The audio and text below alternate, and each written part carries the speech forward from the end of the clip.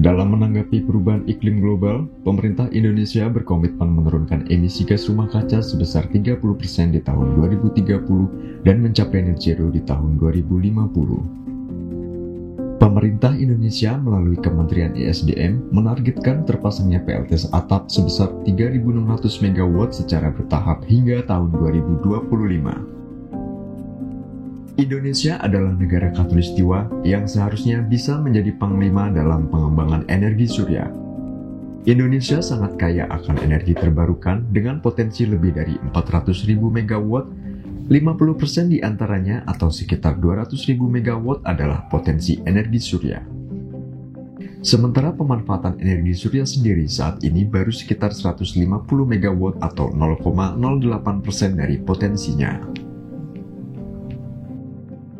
Salah satu bukti nyata bahwa pemerintah benar-benar serius dalam menanggapi perubahan iklim global, di tahun 2022, Kementerian Komunikasi dan Informatika telah melakukan instalasi PLTS atap di kantor kementerian, rumah dinas kementerian, dan wisma Kementerian Komunikasi dan Informatika.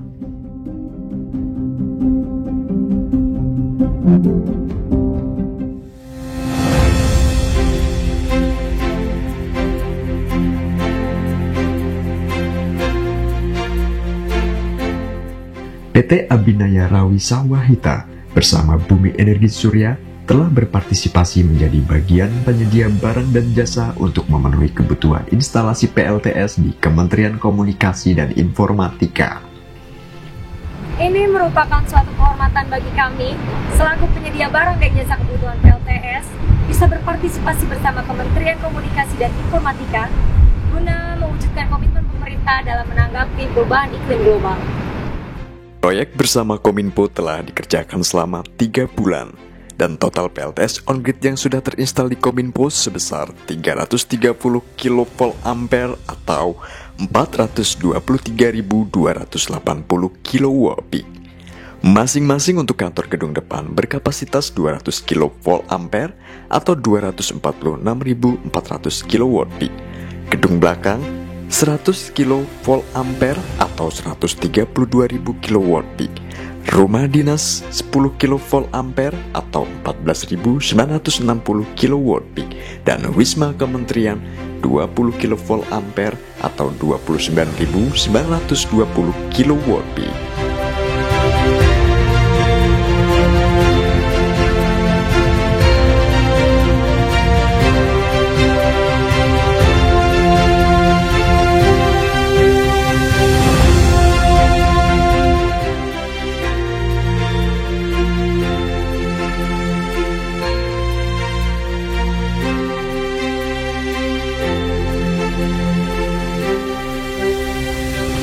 Untuk proses pengerjaannya, sebagian dilakukan pada malam hari agar tidak mengganggu aktivitas kantor di Kominfo dan sebagian kita lakukan pada siang hari ketika hari libur kerja.